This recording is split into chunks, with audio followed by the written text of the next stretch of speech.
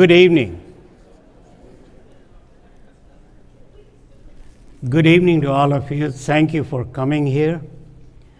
Since some of you might be new, my name is Pete Dixit, and I'm Executive Director for Strategic Planning and Facilities Management for Baltimore County Public School. Joined with me are several members of my team, the two other key members being Mr. Paul Taylor. Would you please stand so that everybody can see you? And Mr. Merrill Plate in the back. Thank you. I wanted to welcome all of you to the second Community Engagement Forum to support the Southeast High School study. I also want to acknowledge the presence of our board member, Mr. Rod McMillian.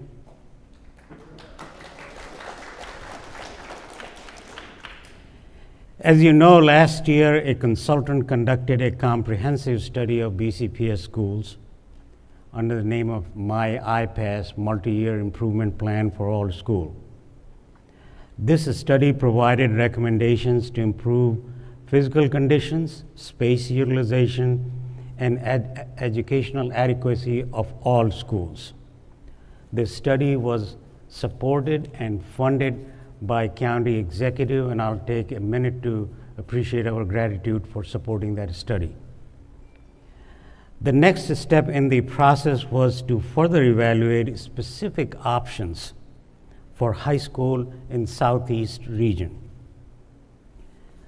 So we independently hired a consultant, JMT, and their representatives are here following our school board process and Rule 3250.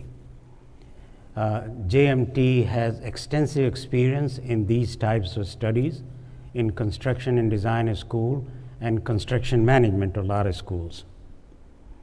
We have shared all of the information that have been done, all the studies, analysis, either by in-house folks or by other consultants with JMT so that they understand the issue and concerns in deeper details. At the first community meeting, for those of you who attended, there were 6 options that were presented to you. We heard you, and as a result of your opinion, options 2, 3, 5, it was quite evident, did not receive community support. And we have noted it, and we have shared that with all of the stakeholders and our partners in this endeavor. Tonight, JMT will share additional information. This additional information is based on the input that you gave us in the last meeting. We want to make sure that consistent with the desire of superintendent, county executive, school board, community participation is extremely vital, and we want this process to be totally transparent. So if you are hearing any rumor that some deal or something has already been done, it is not correct, and I'm here to share that with you. In the interest of time, we'll close this meeting sharply at 8 o'clock. Try to answer as many questions that you have after the presentation. Either the consultant will answer those questions, or I or my team members if we have, and if we don't have the answer, it'll be included in future conversation. So thank you very much. With that, I give it to you. Very good. Thanks, Pete. Good evening, everybody.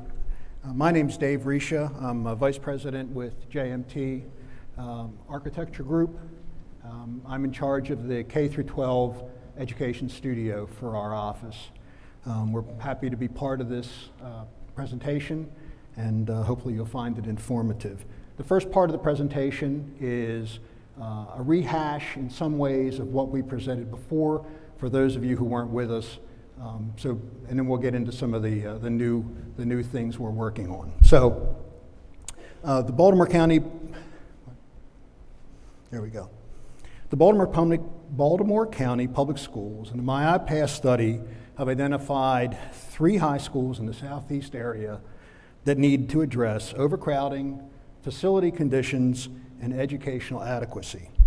This study has been undertaken to determine the possible solutions to relieve these issues and enhance the learning environments for the students, teachers, and staff. This slide here is taken right from the My iPass study. This is the group 2 that they identified. The southeast area has 2 high schools that are in need of improvement and expansion. The first one is Dundalk, and the second one is Patapsco. Dundalk is already part of the capital improvement program, so although we're referencing it here tonight, it's already in the works for its addition and enlargement. Patapsco is part of this study, and you will see that it is being included in every one of the scenarios that we are looking at. This next slide again is taken from the My iPass study. This is the group 3, and it identifies Sparrows Point Middle and High School as needing addition and or a new facility for the middle school. So that's the group 3 that the My iPass has identified. So the study is going to be conducted in 2 parts. The first part is to document the existing conditions and constraints at each of the schools, identify the opportunities at each site, and any nearby sites to solve the problem. The second part is to evaluate the opportunity to determine which ones are viable and identify the pros and cons of each solution with regard to the impact to the students and the community. So this is an overall map showing the 3 high schools. Again, Patapsco High School identified in Group 2, Dundalk High School in Group 2, which is already in the capital improvement program, and Sparrows Point Middle and High School. So how do we strategize dealing with these solutions and options? We utilize the available developable land associated with each school. Those are properties owned by Baltimore County Public Schools. We can utilize land associated with other schools through redevelopment. In other words, in the area there are other schools other than these high schools that can be utilized in some fashion to promote a solution for the overcrowding.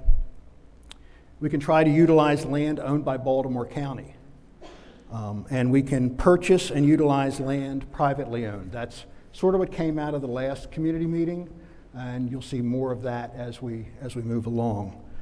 And most importantly, again, tonight being number 2, is to seek community input. It's very important to us to find out the feelings of the community and how you all want this to progress. So, in our last meeting, these were the schools that we had looked at.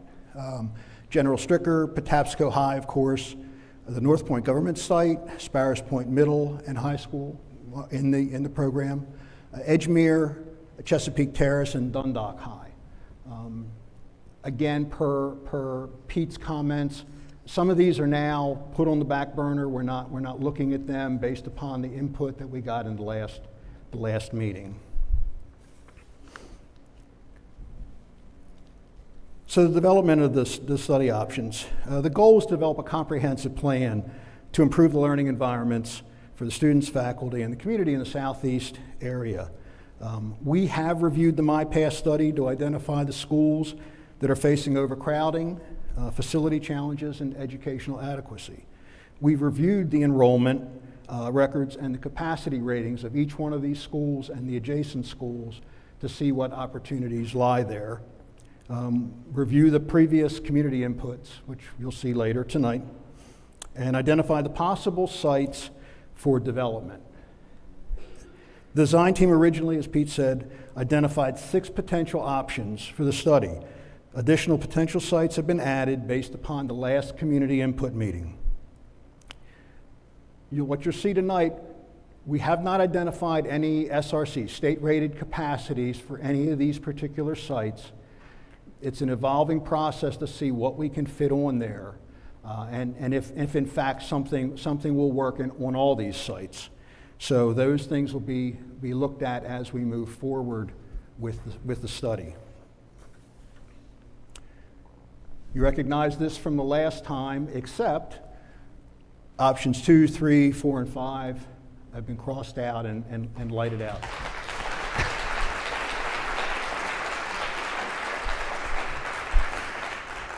So with regards to these, we're continuing to look at option 1, and we are looking at option 6. Option 1, construct a replacement school at Edgemere for both Edgemere and Chesapeake Terrace.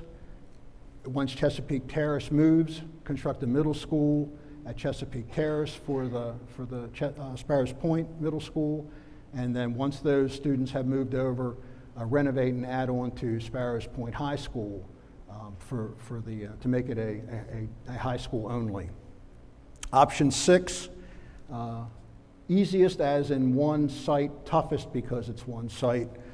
Construct a replacement school for the Sparrows Point Middle School on the Sparrows Point Middle School site, and then renovate Sparrows Point High School. In all of these, construct additions for the Patapsco High School to improve their SRC and to relieve overcrowding there. That's a constant theme through all of these schemes. These are the new ones. 6A, 7, 8, and 9. 6A is very similar to 6 in that we would construct a new middle school on the existing site, renovate the existing building for a like new high school, but looking at the property behind the Food Lion to see if that could be utilized for fields, because with every high school, with every middle school, in fact with every elementary school, there are site amenities that need to be included with the development of a building. You need the stadium, you need fields for different sports. There's a lot of things that need to be included in this, and we feel that site behind the Food Lion may or may not be able to do that. Option 7 is to look at all of these sites we're going to be talking about and see if we can construct a new elementary school on one of them, which would then could relieve the Chesapeake Terrace site or the Edgemere site, allow a new middle school to be designed and built on one of those two sites, which then relieves the overcrowding at Sparrows Point High School, renovation additions there to make that a like new high school. Option 8, similar fashion, only to look at these additional sites to see if we can construct a middle school, a new middle school for Sparrows Point Middle School, then to renovate the Sparrows Point building into strictly a high school.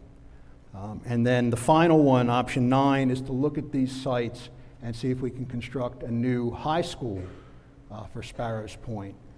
And that way none of the other schools get touched. So we're going to walk you through where we were last time with options 1 and 6, and then we'll get into the new things. Option 1, again, Patapsco High School is a constant through all this. They would get additions as they needed to relieve their overcrowding. We have Sparrows Point Middle and High School, Edgemere Elementary, and Chesapeake Terrace. So the first step would be to see if we can get a new elementary school located on the remaining portions of this site, the site being outlined by the dashed yellow line.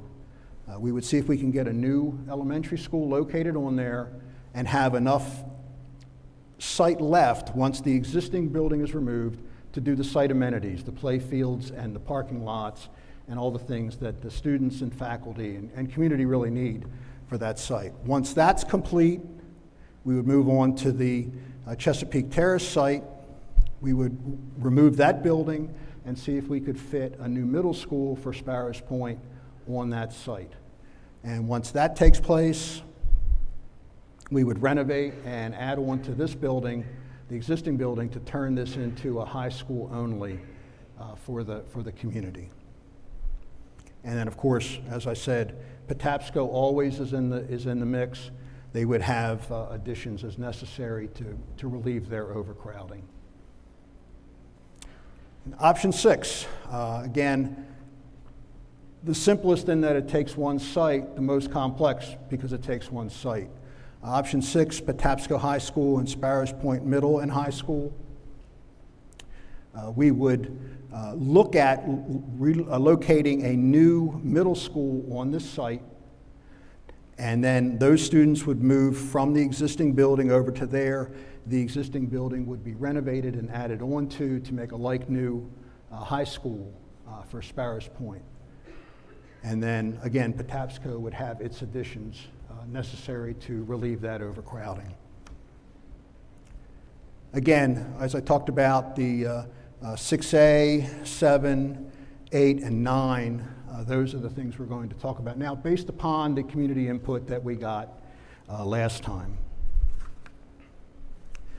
So these are the sites for 6A, 7, 8, and 9. The last meeting, you all identified the Sparrows Point Country Club as a possible location. Again, the area behind the Food Lion, the various DNR properties out on the peninsula there. Fort Howard was identified as a possibility, and the Trade Point site was identified as a possibility. I'm going to like to introduce Mark Hadley with Site Resources. He's going to walk you through some of the things we've been looking at in terms of those particular sites. Mark? Thanks, Dave. Good evening, everyone. So we're going to go through these new sites, and these sites were brought up, all of them, in the last community input meeting.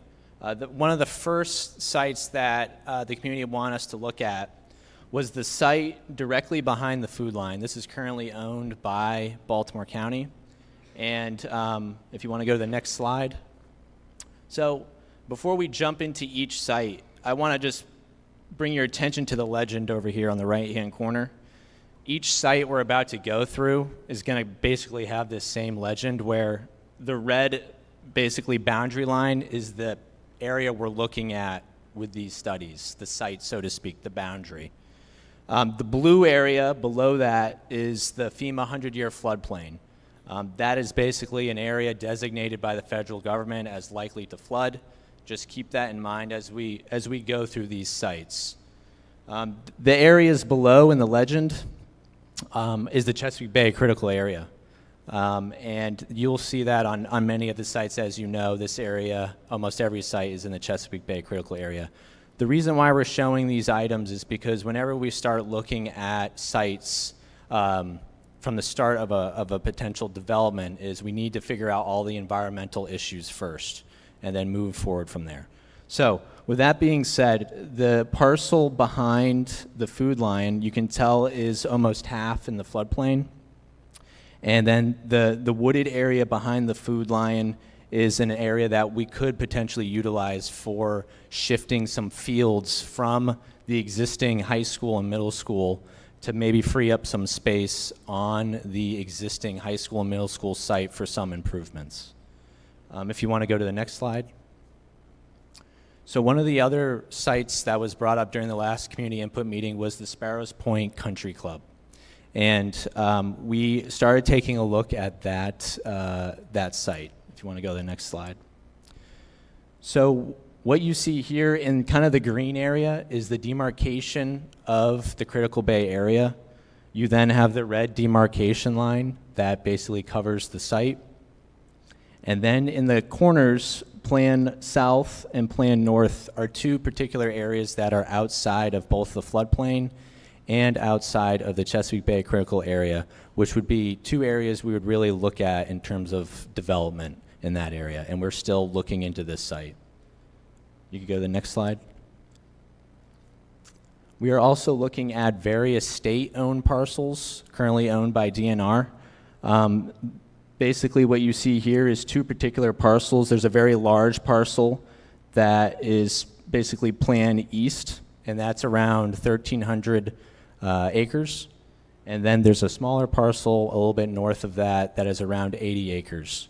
You can see in blue the floodplain area that covers a decent amount of those parcels, but there is a decent amount of land that is also outside of that floodplain that we are currently looking at in terms of development. And then one of the other sites that was brought up in the last community input meeting was the Fort Howard site, and basically the site right next to it, which is the federally owned property. So the federally owned property almost looks like almost like a triangle a little bit on the plan west side. That area has floodplain, obviously, but in the center you can see that there's a decent amount of property there that is outside the floodplain that could potentially be developed. The parcel that is on the east side is considered Fort Howard and is currently owned by the county. Most of that area is within the floodplain, but there is a swath up above of area planned north that there's a certain percentage of that is outside the floodplain that potentially could be developable. And then one of the last sites that was brought up during the community input meeting last time we had that meeting was the Trade Point Atlantic sites. As you know, there's a lot of development going down there, and the area we have outlined here is one of the last remaining parcels down there that has not been developed yet. It is currently owned by Trade Point Atlantic, and the good thing about this parcel is not within a floodplain. One of the things we have to keep in mind with this particular parcel, though, is the likelihood of contaminated soils. Many of the parcels that Trade Point Atlantic has been developing have been contaminated. There is a process that can be gone through with MDE to develop that site, though. And that is it. Thanks, Mark. Thank you, Mark. We wanted to follow up on some other community suggestions.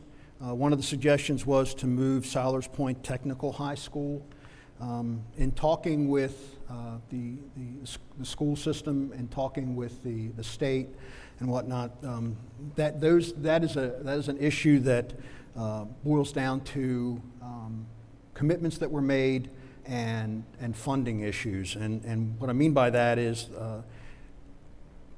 when Siler's Point moved from the Turner Station area to the adjacent to the new Dundalk High School, commitment was made because the people in Turner Station wanted to keep that existing building. It wasn't feasible to do that, so a commitment was made to leave it within a certain area that was directly accessible from the Turner Station community.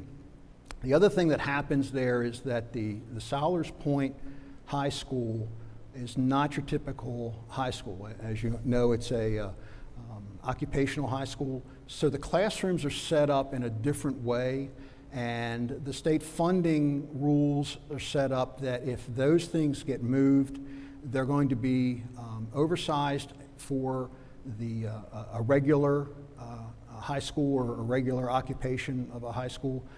They would have to be duplicated, and because of the time frame involved, that costs the county, the school system, a lot of money because that money has to be repaid in a prorated fashion to the state. So those are considerations that we feel in talking with the county really limit the ability to move the Siler's Point Technical High School. The North Point Government Center, which we talked about last time, which really nobody wanted to have any school students from the Sparrows Point area move to that. That's actually been taken off the table. It's been found that it's not available due to a long-term lease, and so that's sort of gone now altogether. Patapsco High School, to create a new high school there, again, it's funding issues. That this high school was just completed in its renovations. To remove it, basically all of that money would have to be repaid back to the state, which then doubles the cost of everything. So that's really not something that can be done very easily.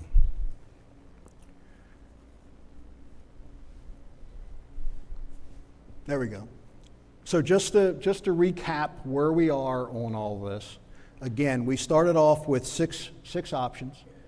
we're down to options 1 and 6 from the original 6, not dealing with options 2, 3, 4, and 5.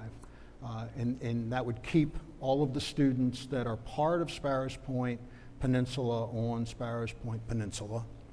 And then we were looking at 6A, 7, 8, and 9, which evaluates the properties that were talked about in the last community meeting to see what are viable based upon what Mark and Site Resources identified as constraints on those sites, from floodplains to critical areas for the Chesapeake Bay.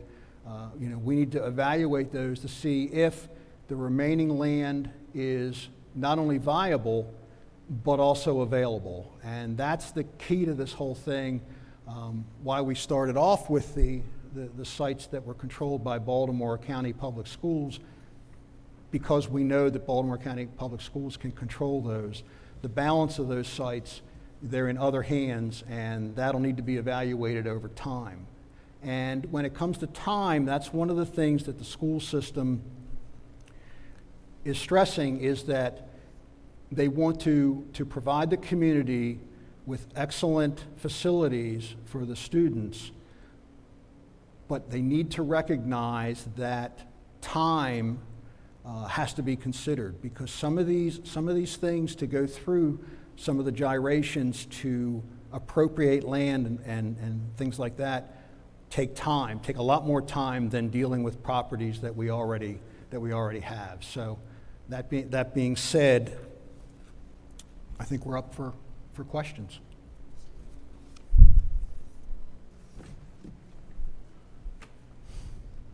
Good evening, everyone. I'm Paul Taylor, the Director of Strategic Planning for Baltimore County Public Schools. We're now going to start our question and answer session for this evening. And also, if for those of you who are watching live stream, you can enter your questions in the chat, and we'll try to answer some of those as well. So we have 2 microphones here. So I would just ask you to come up to the microphone, and we'll go back and forth, take turns, and ask your questions. Oh, well, bless my. Hi, Mr. Long. How are you? Good evening. My name is Keith Taylor. I'm the president of the Sparrows Point North Point Historical Society. I was born in Dundalk and came to Sparrows Point in '65. I lived in the 21219 zone for 57 years. I'm a lifetime member of the Sparrows Point High School alumni, a veteran of foreign war, a former steelworker, and a retired school teacher from Baltimore County Public Schools. Patapsco High School was my home for 8 years. I want to start off by asking everyone in the audience to raise their hands if they want the students and schools to remain on the peninsula in Sparrows Point. Anybody on the panel? Rod? Wonderful. I'm feeling a little shaky. I'm not used to standing in front of a lot of people. I'm trying to visualize everyone in their underwear. But that's not helping, especially with my son in the audience. I would like Baltimore County Public Schools to look at the Penwood Fields in Sparrows Point. I call them the Penwood Memorial Park. That's what I'm calling it. The property that's owned by TPA. This is where Sparrows Point High School all began, back in 1903. 70 acres, well, I don't know how B7, is it B6 or B7 now? Anybody know that? B7. So at one time it was over 70 acres. And so if you put a 70-acre school, if you put a school on 70 acres, you could have regional fields with the school. So that means you could have soccer, basketball, football, all at the same time, just like Eastern Regional and Eastern Avenue, where Chase Elementary School sits. 70 acres is no problem with the Critical Bay Department either, because you showed on the screen that it was not a flood zone. And I know you brought up the whether the land is tainted or anything else. It's been perked and site approved for a long time. That's been done several times to that field. The Penwood Fields is virgin fields from 1652 when Lord Baltimore passed it along to Thomas Sparrow. It was a peach field at one time. And then, of course, the Fitzels sold it to Pennsylvania Steel, and Bethlehem Steel became built as a town. Sparrows Point High School was built in the town of Sparrows Point. It was the first kindergarten built in 1888, south of the Mason-Dixon line. Let's say, for instance, Dundalk High School. Dundalk High School was built in 1948. Sparrows Point High School was built in 1908. Well, it became, Baltimore County Public School Council sent the first teacher in 1908. So, virgin land, no brownfield on the TPA land, traffic. So what happens is, what are we all screaming about in Sparrows Point? The traffic. The speeders that come down Sparrows Point High School and all. You build a school there on that property, that speed limit goes down to 30 miles an hour or less. So that takes care of the traffic. That takes care of the speeding traffic. Speeding from the traffic. The revenue from the fields as a regional field would all go back to the state, to the county, small businesses. Small businesses. I ask people, when I was a parent, I would go to Ocean City, and for a weekend we would have soccer tournaments. There'd be thousands of people there. Well, guess where you were eating at? You were eating at all the restaurants, all the little eateries in Ocean City. The revenue would be incredible there. The traffic would be out of Edgemere. We wouldn't. The traffic would be coming down North Point Boulevard. It wouldn't be coming down North Point Road. It would relieve the traffic from Edgemere itself. And of course, the high school that was in Sparrows Point, the town of Sparrows Point, was built in the middle of the largest steel mill in the world. So when somebody comes up to me and says, well, we got Trade Point Atlantic and they're industrial, well, we had a high school there when it was the largest steel mill in the world. So I was going to talk about the history, but I'm going to cut my time short here. And I just want to, this is a letter written in 1951 that states that Sparrows Point, because of severe overcrowding, it was necessary to operate in 2 sessions. And then on June 1956, Sparrows Point High School was relieved from Bethlehem Steel and built in Edgemere. And the reason was overcrowding. So we need a new school, whether it be middle or high school. The Trade Point Atlantic, it's our history, it's our heritage, it's where it all began. The Steel Bowls were played there against Dundalk and Sparrows Point with bragging rights at the mill on Monday. So, we can do memorials there for the people that died there. And I tell you, if it wasn't for Sparrows Point and Bethlehem Steel and that high school there, from the Woods brothers, Rufus and Frederick, we'd be speaking proper English or German or Japanese. So this is how I'm passionate about the fields down there. Penwood Fields, Penwood Memorial Park, Sparrows Point High School, Sparrows Point Middle School. Thank you.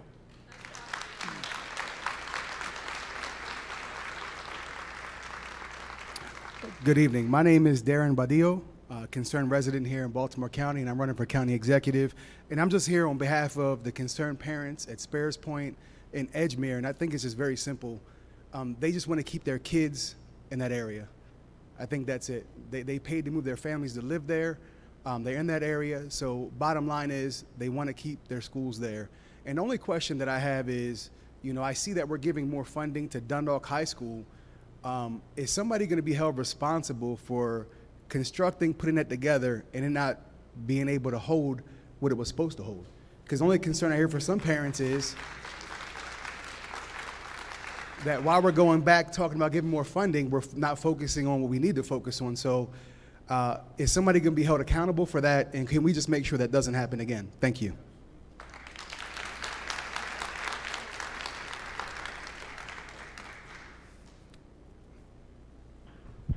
Good evening, Dave. We spoke a little earlier today. My name's Scott Pappas.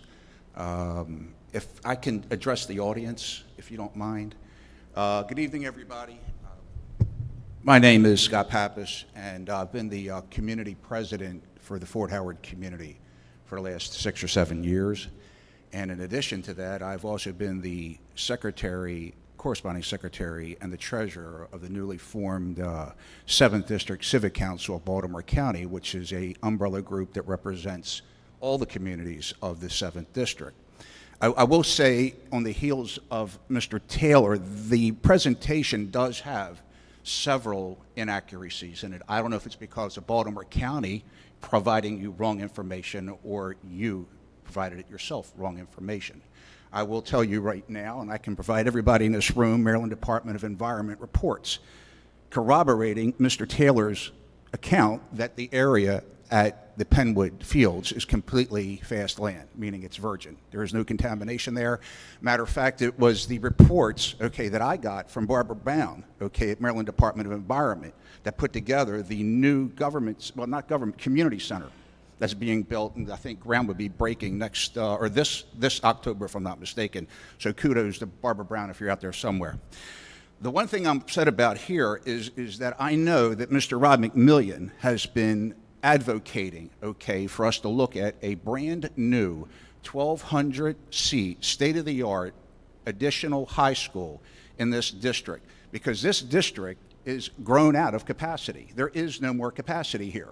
Now, what we continually do is build additions and add more trailers and kick this can down the road. The fact is, from what I understand, is that John Oshesky's father, Johnny O1, if I may, sold that property, okay, to Lenny Weinberg with Vanguard years ago for development. And it was only stopped by Pete Francho, by the governor of our state, Governor Hogan, okay, because Dundalk United, okay, found a clause, okay, in the open space agreement, because there was state money that funded an addition to that school. And had not it been for that, that school would be right now, okay, literally commercial property instead of a government center. Now, what we were proposing is that we take that lot, which some people have argued that is too small, but is only 1 or 2 acres differential from Towson High School. And if I understand correctly, Towson's going to get a new school. So it's not going to get a new school. Is it going to get a new school? Renovation and addition. Okay, well, they're going to get a renovation and addition, so it's even making the point further that we've had a school with literally the same acreage operating in Towson, unaffected, very functional. So I'm making the point that we have enough land, okay, to make a functional school there. Was our intention to take children and travel them 10 miles up the street. It's ridiculous. It's absolutely ridiculous. Do you know who made that suggestion? Do you have a name who made that suggestion? Who made that suggestion that we take kids from the peninsula and bus them up to, okay, this prospective school that was going to be a middle school? There's nobody. Who was it? I don't even know who it was. No, I'm just talking about who made the option, because what it did is it didn't represent what was supposed to be represented, was a brand new high school was supposed to be there to increase the capacity. Now, all this can be verified, okay? And I'm not trying to be funny. I know people are laughing, but the reality is that this is what's going on in this county, okay? I say that Johnny O, if you're in the audience, rescind the sale of that government center, turn it over to Baltimore County Public Schools so they can build an additional 1,200 seat high school so that we can have capacity in this district, the 7th District. Is the rest of this stuff, as far as I'm concerned, with the stuff down here in Sparrows Point, I think personally, okay, what we need to do is talk to, I think it's the Department of Natural Resources. They got that farm over there that Fultz was farming for years. It's literally at the nexus. It's like a crossroads. You've got, Miller's Island Road coming straight up into it. You've got everybody coming down from Edgemere that's into it. And then you've got Fort Howard, you've got Avenue C, and you've also got Denton Avenue, and all of that population coming right into that area right there. I think you said it was 80 acres. So it's more than enough capacity.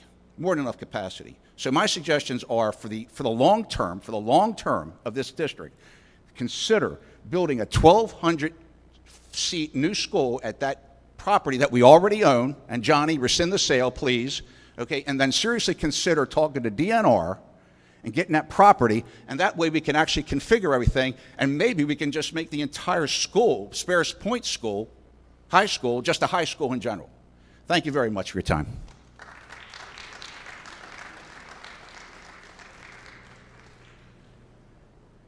Hi, I'm Senator John Ray Salling, and all I want is this.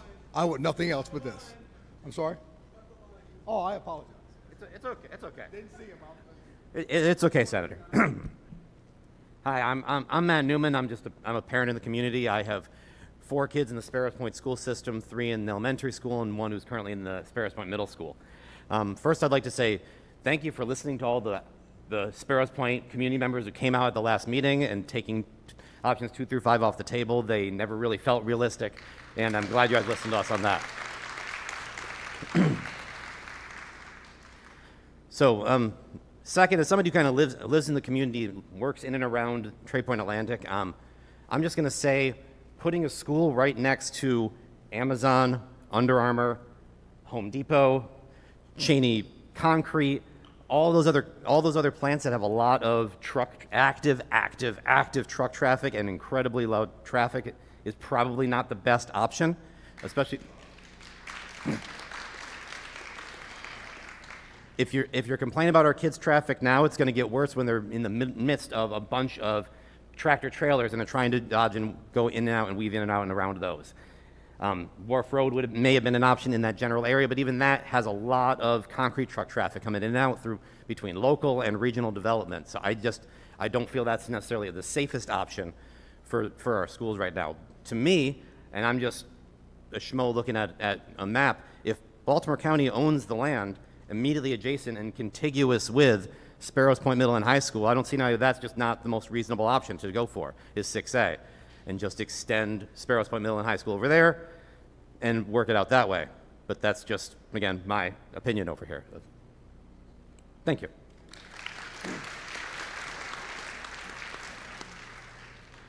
First, I want to thank you for listening to the people. That's the most important thing. The priority that you had, the bottom was the parents and the people. That should have been turned around. The parents should be first, okay? Because they're the important ones. They have the kids. It's very important that we listen to them, and you have. Thank you. Thank you very much. And our kids, as we know, have been in schools for years now that have been so overpopulated. And Sparrows Point being the only middle high school, that was put in place the year after I graduated in '79. I'm that old, yes. But I'm here to just say, please continue to listen to the parents. They're concerned here. That's why they're here. Continue to hear what they have to say. These are wise people. And I think their best interests are the most important thing. Let's do them and let's do for the kids. I don't need to say anything else. Thank you.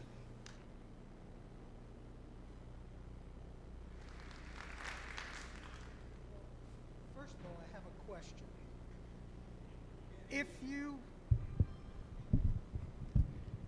Let's say you added on to Sparrows Point High School and Middle School, okay, on that property. Is there a rule as to how close ball fields and that have to be to a school?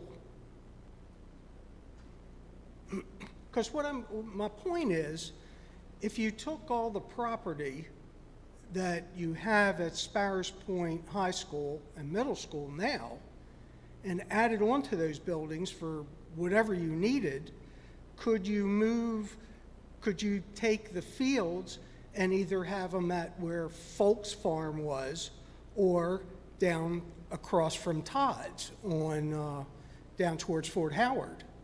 It's not that far. I don't know if the fields have to be on the property or adjacent to the school. Can they be a little, a mile or half a mile down the road?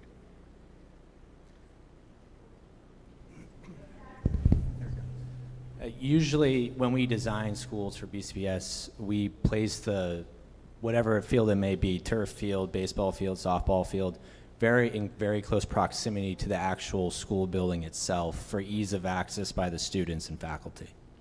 Okay. Thank you.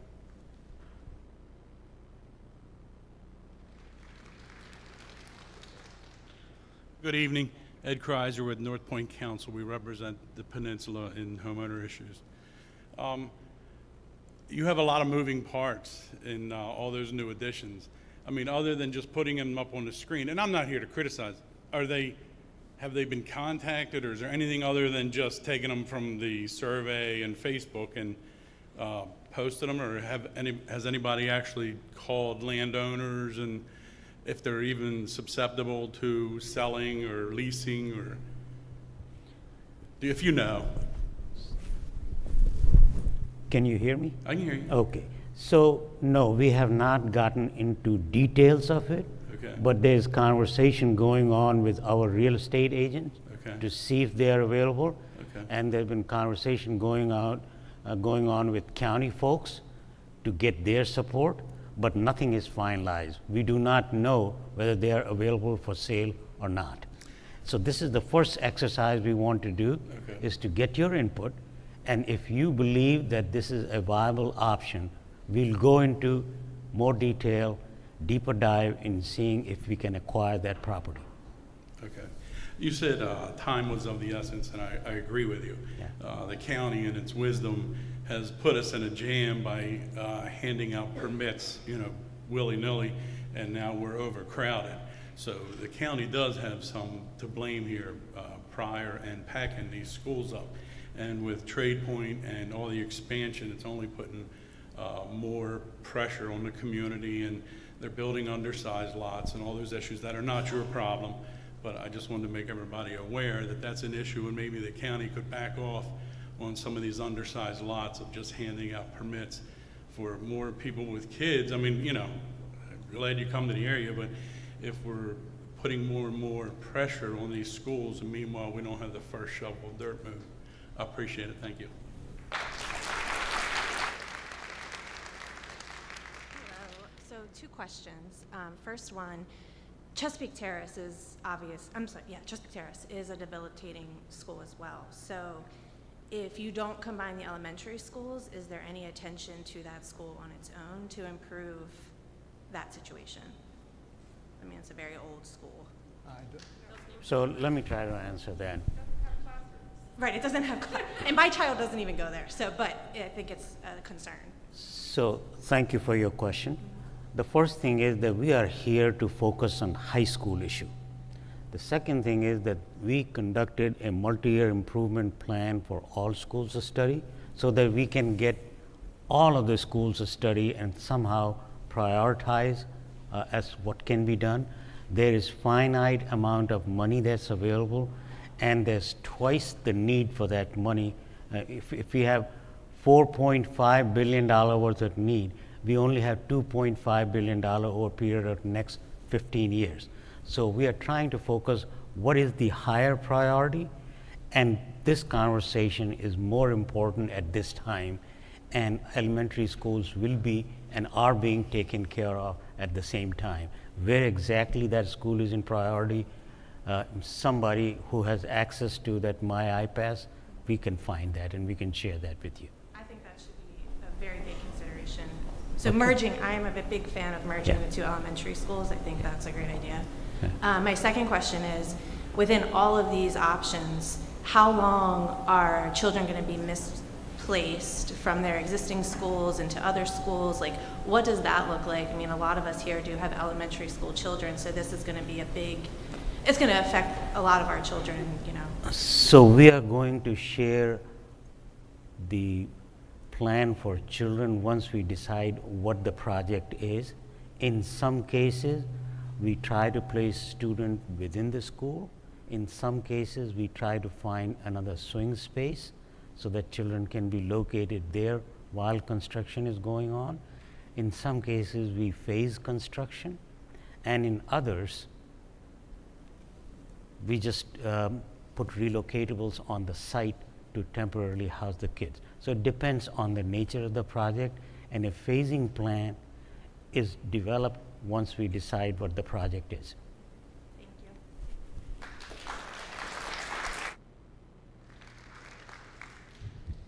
She took part of my question, but I did want to thank you for listening to us the last time I was here, and I knew we had a lot of passionate people, so I appreciate you taking those other options off the board.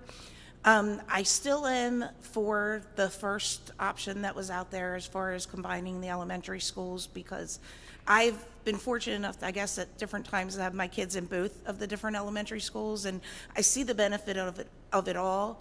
But in the community, we're all still together. We're all still part of the same rec council and everything. So I feel like having them together would be a benefit and free up the properties to allow for the middle school and high school to both have their own area, which I was a product of Sparrows Point High School and Middle School. I started at the high school, middle school when it was one. I was the first class in it when it was split. and so I see the benefit of them having their own separate territory. So that is still what I would think would be a great thing.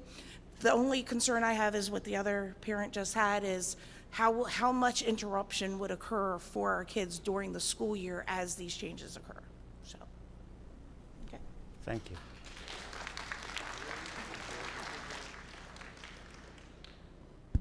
Good evening. I'm extremely happy with this turnout, so please give yourselves a hand. And I'm extremely happy with these gentlemen up here that they listened to what you had to say. Now, it's not about what I want. It's about what you want. So you have until May 6th, correct, Mr. Pete? This survey shuts down May 6th. That's correct. Can somebody, Paul? Yeah. May 6th. So you have until now to May 6th to flood that site with what you want out of those other options that they presented to you. So it's all about getting your neighbors, getting your relatives, getting the people that you know to flood that site and tell them what you want. Now, Mr. Pete, what's the next step with this? May 6th shuts the computers down. What can we expect in the fall?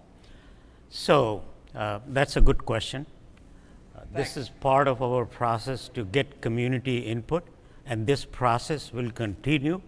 As you said, you put your input, your opinion in our website. In the end, we are going to put all of this together, present it to the board, because there are different partners involved in this process. Schools are funded by county and state. Our capital plan is approved by the board before it goes to county. All of that conversation has to take place, and it will be an open public session.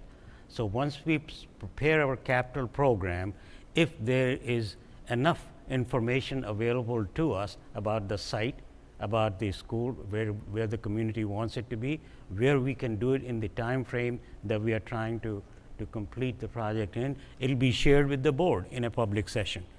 And what board looks at it, while Mr. McMillian is focused on this part of the program, other board members are going to be looking at the impact of this school on all schools. And that will be discussed during open session board meeting, and you will know it, and we invite you to come there and express your opinion at that time or even before it is presented. It's an open process. Once that part is finalized and we have an agreement as to where the site is, have we acquired the site, or we are going to have to take more time to acquire the site, then future plans will be developed. So I hope, we don't know. It depends on what, if the site is already there, then it takes about 4 summers to build a new high school. A little bit less time for middle school and a little bit less time for renovation. So you're talking about anywhere from 2 to 5 school years, calendar years, including 4 summers for high school. So that's an approximate timeline. Excuse me, I'm sorry. Mr. Pete, do you expect, I didn't hear that, at the end of September, October, when do you anticipate presenting that to the Board of Education? So if we know the site, if we know what our plan is, it will be included in our in our capital program that we'll share with you in July, August time period. Okay. Now, and if we do not have site, if we do not know what we want to build, then obviously there are other projects that are taking place. From what I hear from these folks here and from the community is that Patapsco's addition seems to have concurrence, and that's what I wanted to hear from here. Okay. Now, one other question, Mr. Pete. If the public, right here and everybody else, looks at all those options and they say all the votes go toward just, let's say, 3 sites, okay, 3 possibilities. Are the public, or is the public going to have the opportunity to weigh in on those before they present it to the board? So we don't know at this time. I think that conversation will take place after we share all of this with our school board. Okay, and I'm going to go on record that I think the public should have another opportunity to express what they want about those options when you pick them. Thank you. Okay. Thank you for that, Rod. My name's Bobby. I live in Miller's Island. I have 3 kids currently in BCPS, 2 at Chesapeake Terrace, 1 at the middle school in Sparrows Point. I am a BCPS graduate myself. My husband is BCPS graduate, so we've lived here our entire life. Generational family here from Sparrows Point.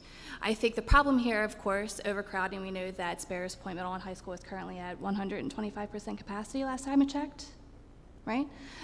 So there's no question that we need a new school. Those 2 schools need to be split. It's the only school left in Baltimore County that is combined.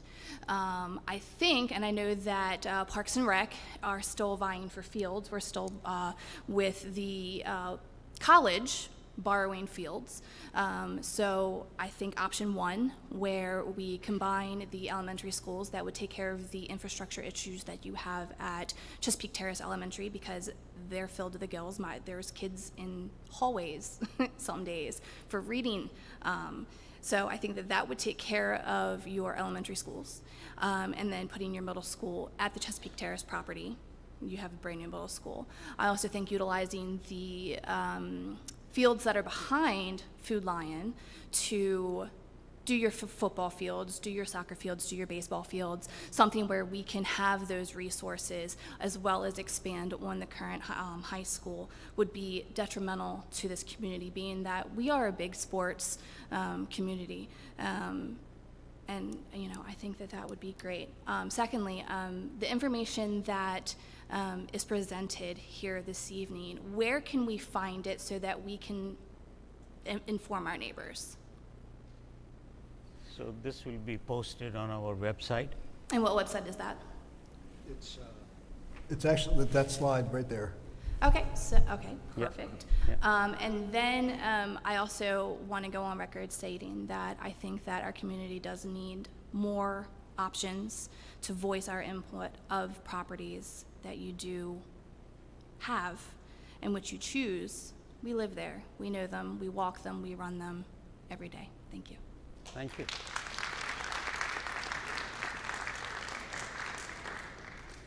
Good evening, thank you. I just wanted to thank you for listening. I know being in those seats isn't always the easiest thing, right? All these angry faces at you. And I also want to thank the parents for coming out and everyone that's watching virtually that can't be here. To reiterate the sport thing, I know my wife's actually over at Chesapeake Terrace right now and said there's probably 100 parents there. So we know that our students are very passionate about sports, and ESP has worked really hard over the last 10, 15 years to really build the sports program, and it's continuing to grow. So I like that you're still emphasizing and focusing on having those fields. This is me just thinking out loud, thinking logistically and how it could work. I know there's an issue with elementary schools. People seem to be wanting to combine them. So I think it was one of the options where we build a new elementary school. I actually did my research, that 80-acre property that is split in half by Avenue C that's owned by DNR, that is zoned RC5, which is residential, rural residential, and that's typically zoned for gyms, nursing homes, and schools. It's already zoned for a school. It's 80 acres, again owned by DNR. So you would build an elementary school there, not interrupting anyone's school while that's being built. When the school's built, you take all the elementary students, put them there. Then we have 2 empty elementary schools. You would then figure out which is the best option for middle school. You would rehab that or rebuild, keep middle school and high school still in the same place. When the middle school is ready, you put the middle schoolers where that school is done, and then you work on rehabbing the high school at the time after that. So that's my input. Thank you.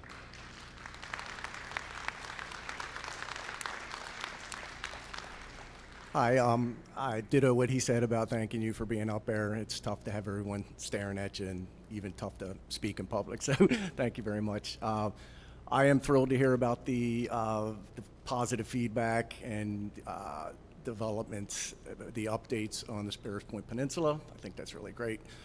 My question is more high level, wondering specifically, I saw one site that mentioned something that was an exclusion because of business lease, and then some of the other sites it seemed that there may be potential conflicts in sales or transfers and ownership.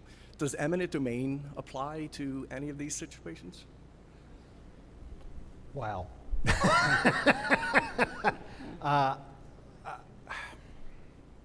I really can't answer that in terms of, there's a lot of rules about eminent domain. You know, everybody thinks you can condemn property on behalf, for the benefit of the community, but there are all sorts of legalities involved in that in terms of how far you can go.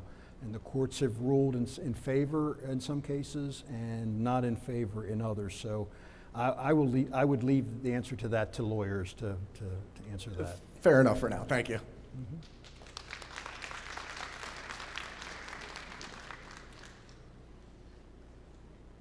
I got one more thing to say.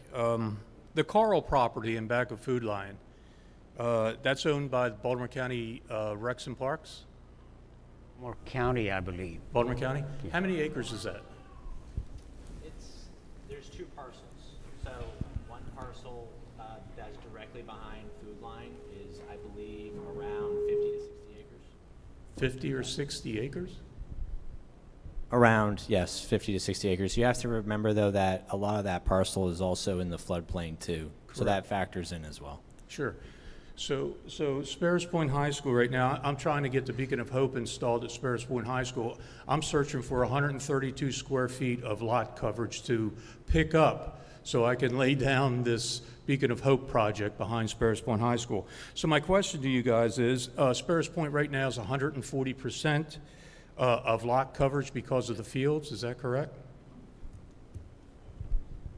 Are you referring to just the school itself and the fields as lot coverage? Like Sidewalks, track, anything that's impervious? just impervious? Sure. I wouldn't know the number off the top of my head. Okay. I probably believe it's around 15% of the lot area is impervious. Really? Yep. Oh. So if Baltimore County Public Schools bought that land, or they already own the land, why couldn't we add that to the acreage of Sparrows Point High School and expand and reduce the lot coverage for Sparrows Point High School? So I have a person here from my team who has more knowledge of that, Mr. Plate. Oh, hi. How you doing, buddy? It's good to see you. Doing all right. Yeah, it's somewhere between 135 and 140% of capacity. It's not a, terribly sorry. Right now, Sparrows Point High School Middle School site is it is well over the lot coverage that's allowed in the critical area at this time. And that's why you're having to remove square footage of impervious area. The idea here is that we obtain those additional properties and we look at them for possibly keeping the middle school and the high school on the Sparrows Point site, which means more lot coverage. So I don't know that we could just, I mean, it depends on how you look at it, as whether or not we could grab those other properties in order to allow for the amount of lot coverage that's on Sparrows Point site right now. So what we're looking at here is not to satisfy the Critical Area Commission, because there have been approvals from the critical area to allow that additional lot coverage. I know it's getting complicated, and I apologize. I'm an engineer. This is what we do. But I just want you to understand that right now what we're looking at is trying to solve the middle school and the high school overcapacities at Sparrows Point. So that's why we're looking at those additional properties, because that's what the community wanted. So my question here is Chesapeake Terrace, is Edgemere Elementary over in lot coverage, or we're going to have a problem with that if we expand that out? So we haven't looked right at now that. we haven't looked at that, but that's part of what the engineer is going to do now from at this point, is look at each one of those sites, look at the restrictions, whether it's critical area, whether it's floodplain, whatever the conditions are, and evaluate those sites to see whether or not they're feasible for the options that we put up on the screen. Sure. Okay? Okay, yeah. Thank you, Bud. Thank you.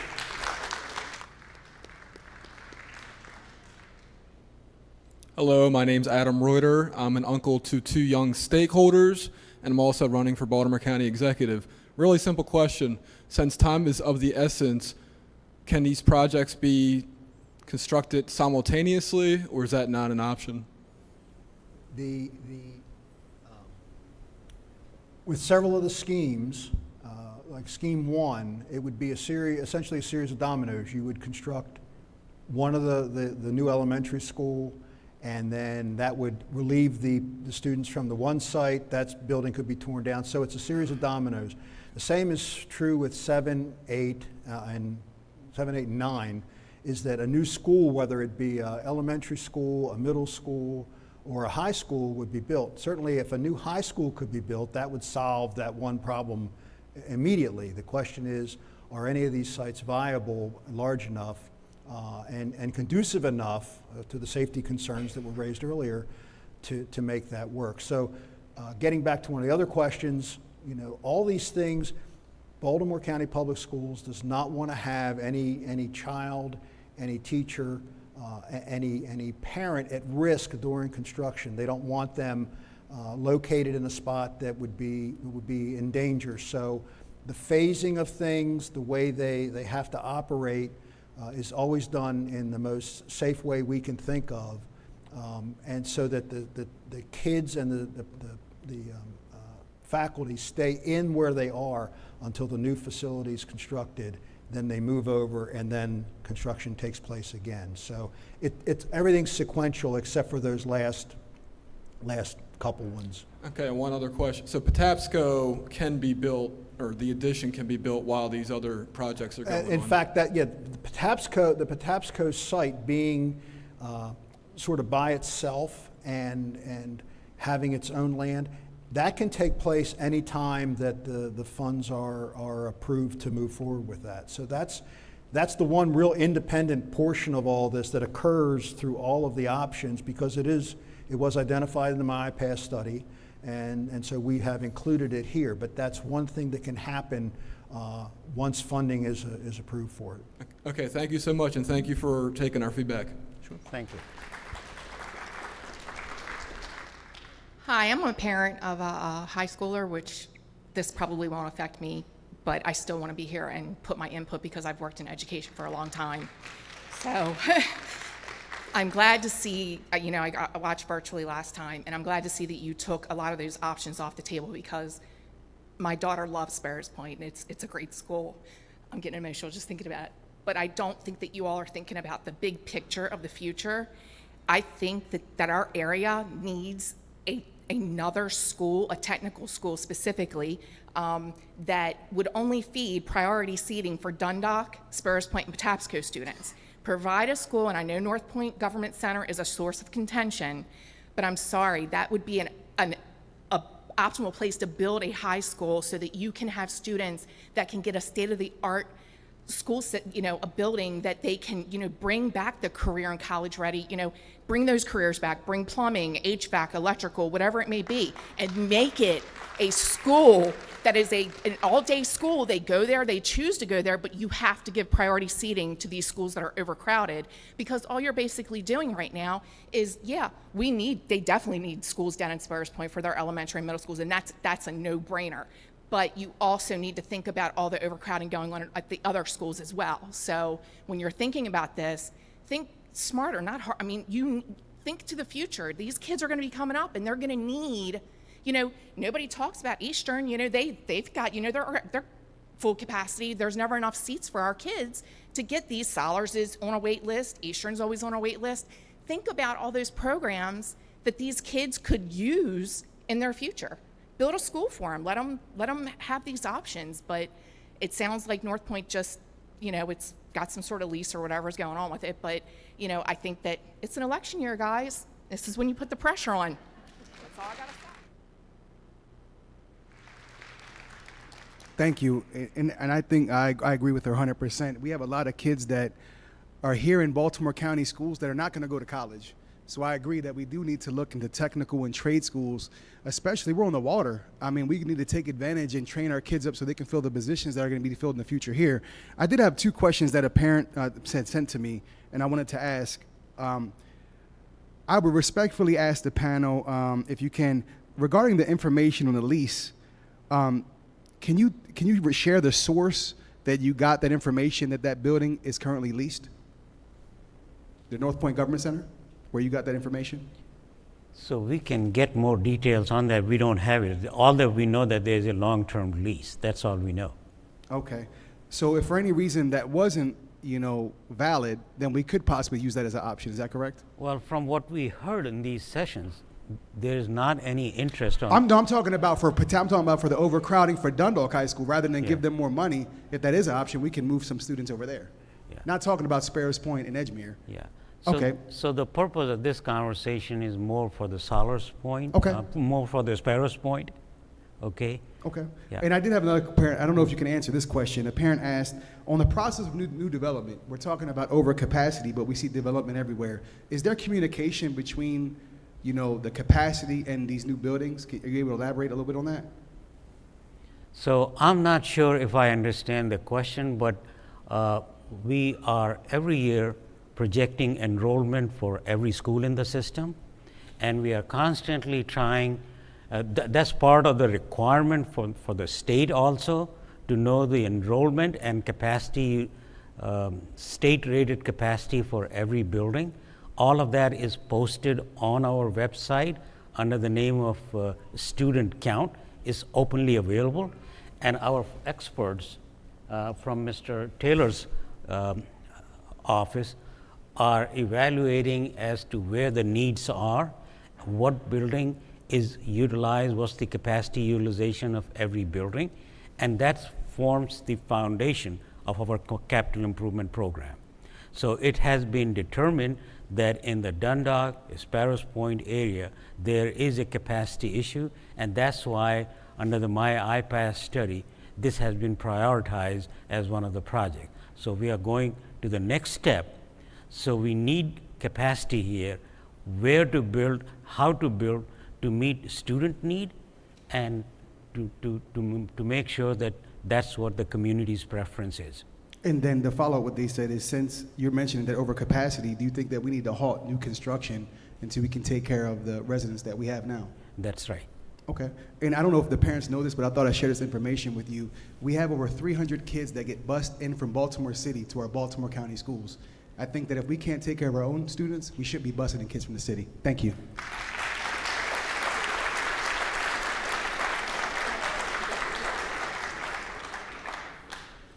Good evening. Thank you so much for having this presentation tonight. My name is Jennifer Lynch. I'm the Director of Educational Partnership from the County Executive Oshesky's office, and I bring greetings on his behalf tonight. Thank you so much for coming out. The turnout tonight is just fantastic. I really do want to thank you so much, JMT, for hearing the public and for omitting the options that were not palatable to the public and presenting new options. One of the things the county executive is really committed to is making sure that there is community input in this process and that we are hearing from the community. So as we move forward, we will be looking at all of the options that have been added tonight and working with Baltimore County Public Schools to make sure that we are looking at all of the viable options and continuing to provide opportunities for your input. So I heard earlier we walk in these communities, we see what's available. If you have ideas and suggestions, we do encourage you always to be communicating with us, because we want to make sure that your schools remain in your communities. That's what we hear most, and we know that's important, and so that is what we will continue to work with this community to make sure that solutions meet your needs and that you have a voice. Thank you, and have a good evening.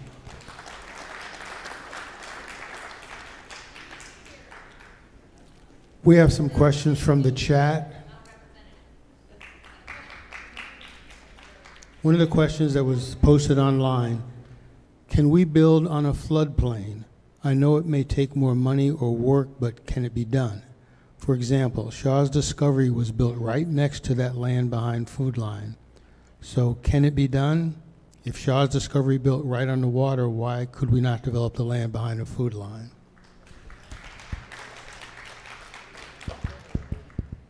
The short answer, can you hear me? Short answer is yes. However, there are many regulatory requirements that get brought on top of that answer of a yes. There's more time, more money, more regulations, more permitting. Usually new buildings have to be constructed, without getting into all the technical specifications, at a higher elevation for its finished floor above the floodplain and whatever that elevation is. So short answer is yes, but there's a lot more that's involved with it, and it's more time, more money, more regulation. Another question from the chat. To help alleviate some of the stress on schools while under construction, could there be a virtual program introduced for parents and students who would benefit from online learning versus relocated?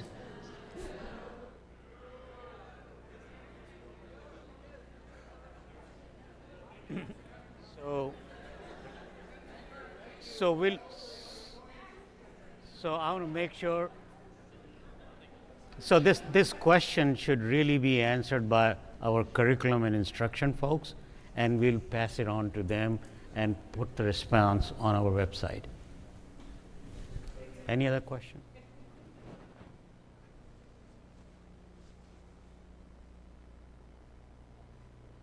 Another question from the chat. So somehow new homes continue to be built in Sparrows Point and those don't interfere with Critical Bay Area, but a new school does.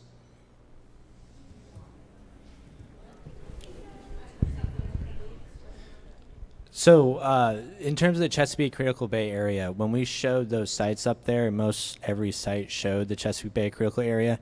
That was not to come across as we can't build in those areas. That was just showing the demarcation line for those areas.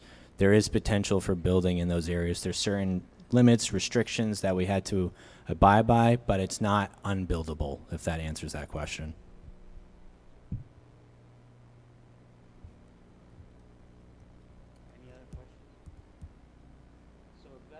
Concludes our session.